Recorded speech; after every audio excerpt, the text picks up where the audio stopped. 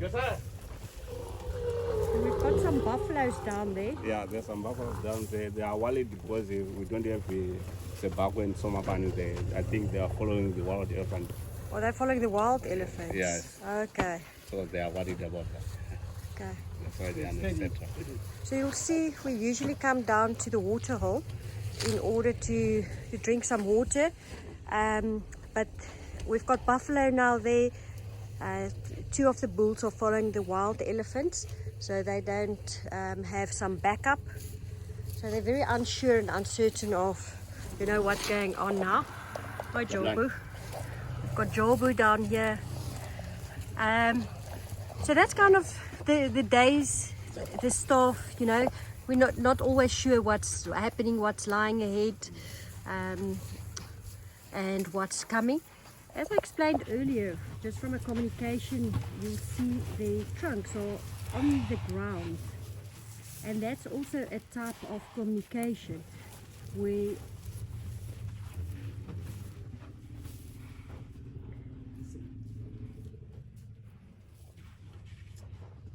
even if we hear that rumbling,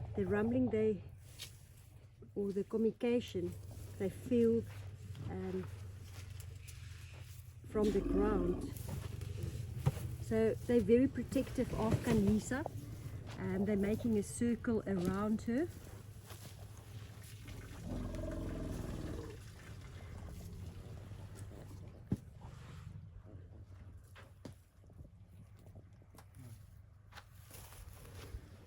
Bobby. Hey, Bobby, easy, my girl. That's okay, easy. Bobby, no. Easy, Bobby. Bobby. Very unsure of what's happening. Easy.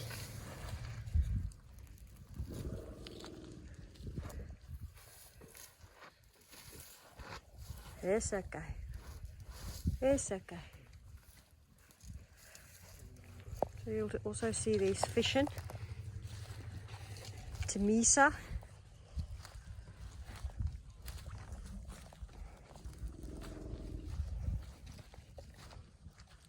Hi, Timmy. And then, of course, we've got the young bulls,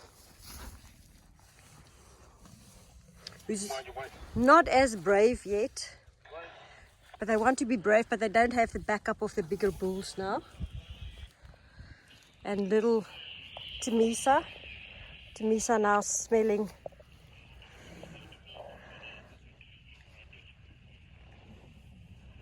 also have a dog scent on me, so she'll also smell the dogs. Right, Demi. Females are still clustering around little Khanyisa. This is Pisa. She's also a young elephant cow. She actually loves also playing in the water. She and Khanyisa are big friends.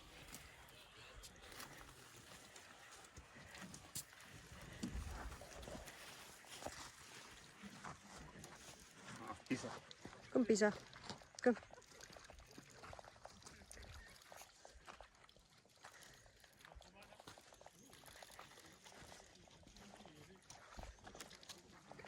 So you'll see Mambu taking the edge on the buffalo. So it's only one buffalo. It's a Dagga boy, so it's an older bull hanging out on his own. There might be one or two in the area, but your Dagga bulls or move out of the buffalo herd. And this is Klasiri. The Klasiri is a female, and just behind Klasiri on your left hand side you've got Sindoga. So he's also a young bull. He and Mambu are always teaming up, and not that Mamba has done much, but there's no buffaloes out. Come Pisa, come. So they're still a bit unsure. I think the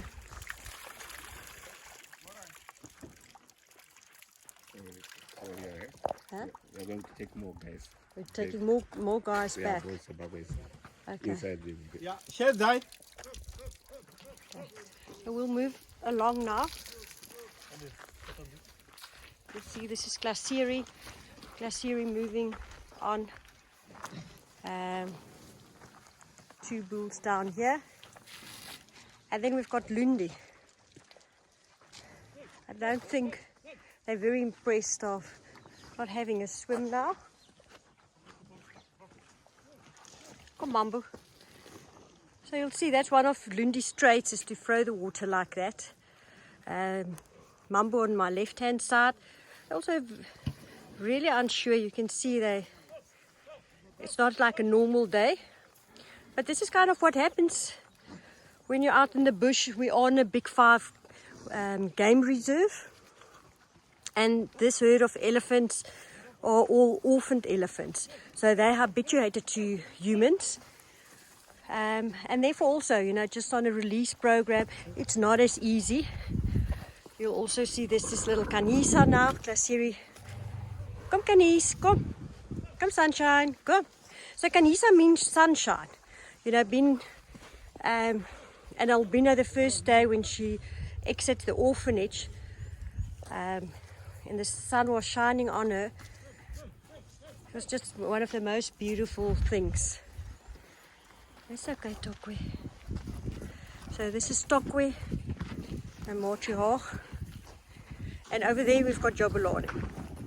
So usually Jabulani is also one of the bulls that will join the wild herd. Actually, he chases them away. But he stayed behind now looking after the females and the rest of the herd. So Jabulani is second in the hierarchy, below the dominant bull Sebakwe. And Jabulani means happiness, rejoice. The lodge is actually named after Jabulani, as he was our first baby elephant that we hand raised ourselves. And after that, in 2002, we rescued a herd of elephants from Zimbabwe and decided then to build a lodge in order to generate income to look after these elephants. There's Tokwe, always just watching out. You'll see they're very peaceful now.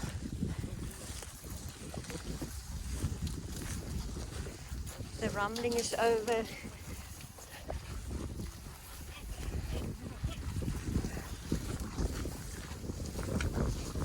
Hi, baby.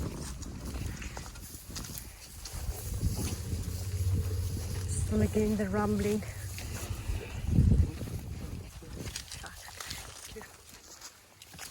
Come, come. This is basically a normal day for us.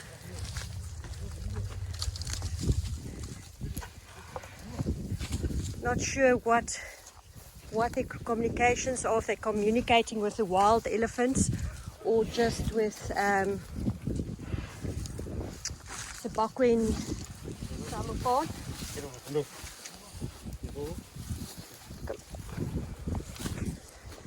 Kom Sadauka, kom Lens. So this is Pisa. You've seen Pisa earlier also at the water hole.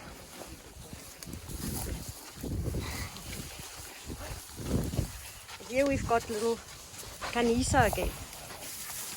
So we're moving out to the northern side. Sorry, actually to the southern side. Coming from the northern side.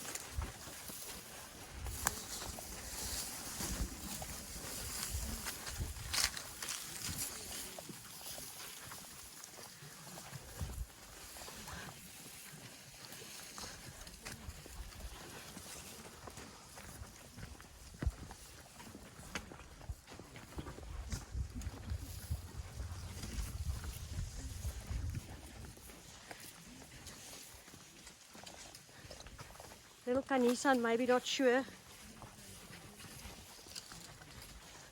why we're moving away.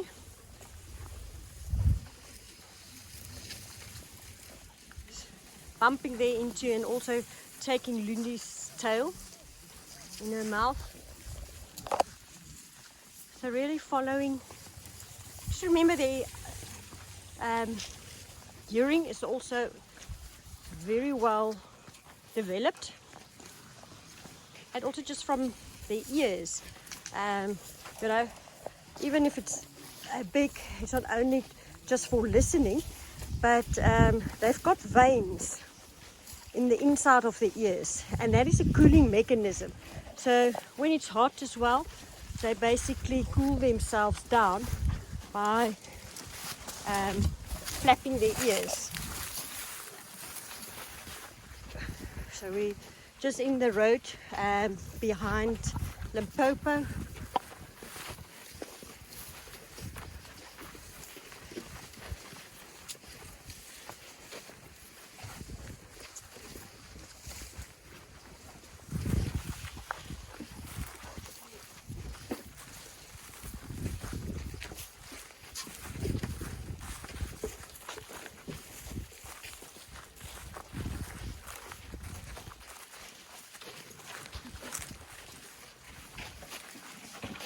Like a Buddha. You see little Khanyisa got a pipe there. Buddha cutting in front of me.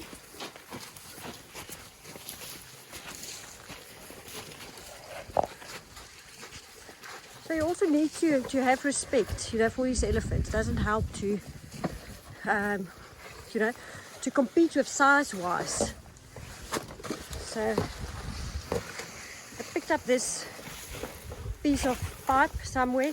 I think the wild elephants must have digged it out.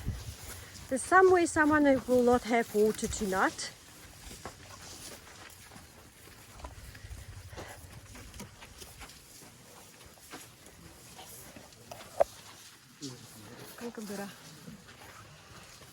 And that is the tombe over there. She's quite a big female. But also not very high in the hierarchy of baby care.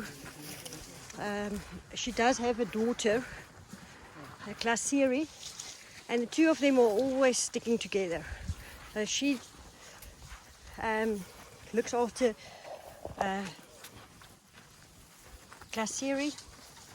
If you just look at their feet, how amazing, you know, even by spending so much time. I'm a boy.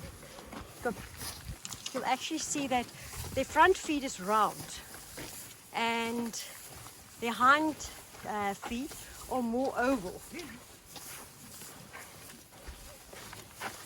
And then they also have 5 toes in their front legs, but only 4 toes in their hind legs.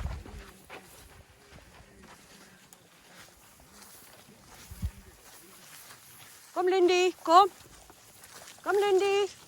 Come. Kom Khanyisa, kom. Khanyisa, kom.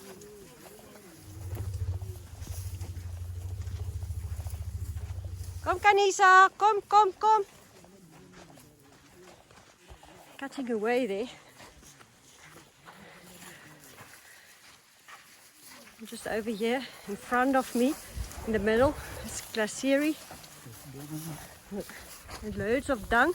Luckily, Lars looking after me, otherwise I would have tripped as I'm walking.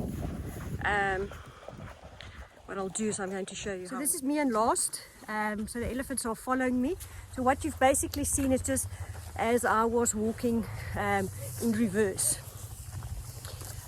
Just behind me is Ndoga, and behind him is Klasiri.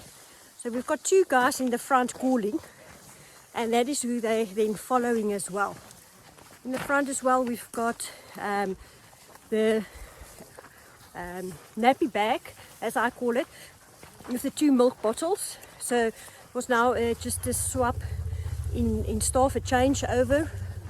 As you can see, they're just following us here, and then also to my right hand side at the moment.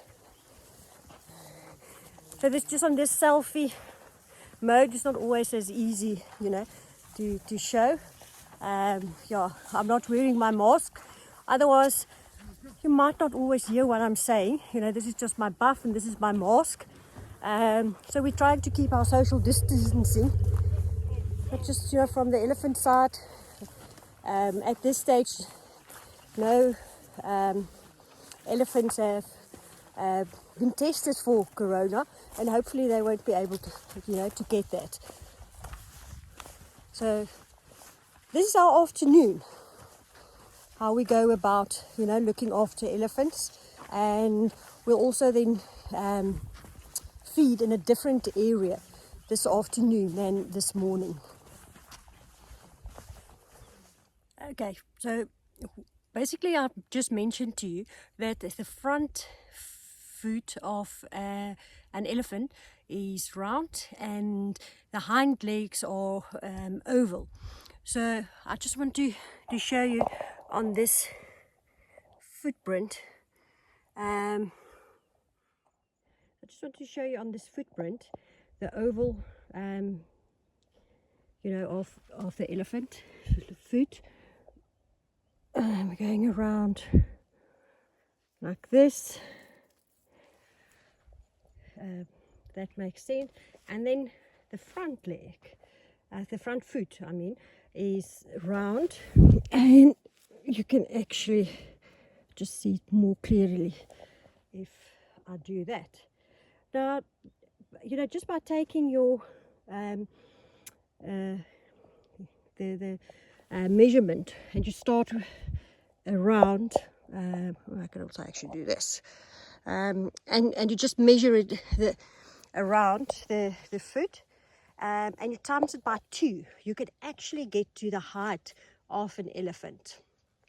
So that's just some interesting facts for you. So I'm just walking back to the lodge, and, you know, just if I can show you a dung ball. This is a dung ball. It's quite a, you know, a big ball of dung. And then, you know, if you look at your antelope dung, this is kind of a very small little drop, you know, compared to your elephant. And then on this side, you've got a predator. You'll see, you know, how white it is, high in calcium, and then also the hair inside your dung. So this basically, you know, kind of is part of our day. I showed you, you know, picking up your dung in the stables. Now it's not a fresh smell, not at all, but it's, you know, it's not bad, but you do get used to smelling like that. Yeah, so I'm just taking a stroll back. As I said, you know, we saw the buffaloes earlier, so hopefully, you know, just avoiding them. The wild elephants will be on the other side, and we'll meet up with the elephants a little bit later again. I just need to get back to the office as well.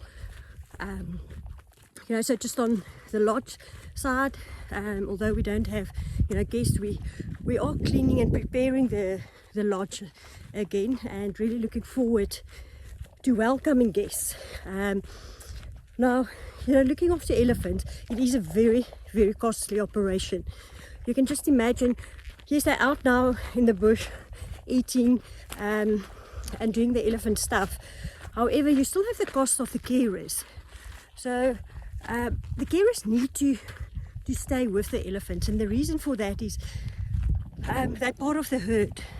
So not spending time with the herd will actually kind of break and disturb the bond from the carers and the elephants. You know, and there need to be respect from both sides, because of the elephants being such huge animals. You know, you're looking at the big bulls weighing 4 tons, Khanyisa 250.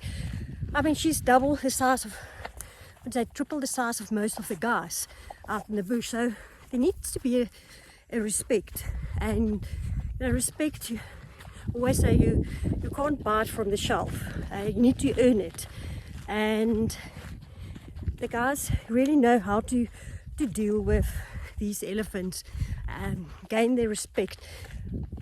But it is with spending time in the bush. So the guys do work on shifts during the day.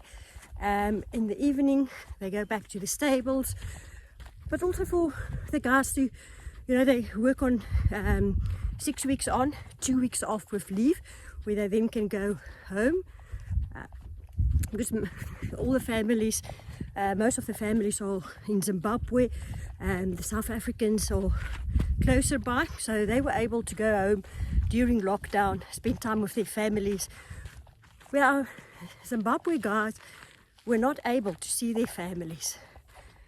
So it isn't always easy. Now I see the buffaloes are back. It's not only one buffalo. I told you it's the Dagga boys. You'll see them. I'm just going to cross. It's not something that you play with as a buffalo. Now the big five, why you call them the big five is not because of how big they are. If you look at a hippo is also very big. But you call them the big five because of actually from hunting, where it is the most dangerous animals to hunt.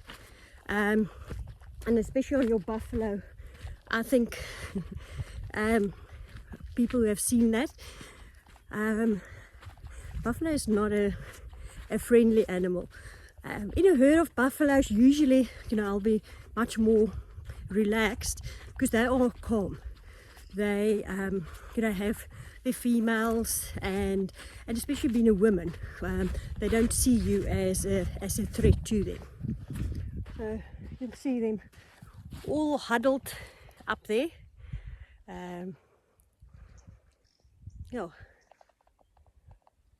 So that is 2 of the big 5 that we've just encountered, and yes, I'll keep you posted. So these are the 2 bulls that left the herd and just played a little bit bull. There's the guys walking at the front.